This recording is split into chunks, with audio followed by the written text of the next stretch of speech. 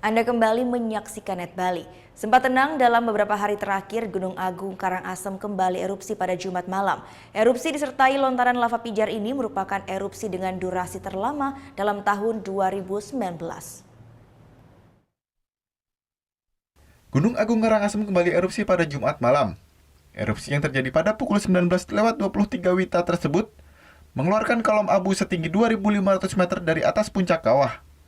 Selain itu, erupsi yang bersifat strombolian ini juga disertai lava pijar dengan jarak luncur sejauh 3 km ke berbagai arah.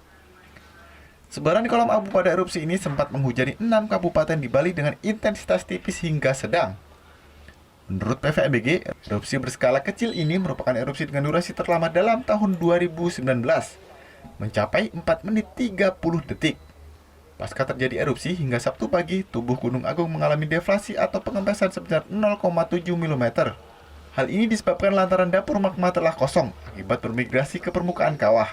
PVMBG pun memprediksi potensi erupsi susulan akan terus terjadi, namun masih dalam skala kecil. Yang mengalami deflasi sebesar 0,7 mm di seluruh bagian gunung apinya.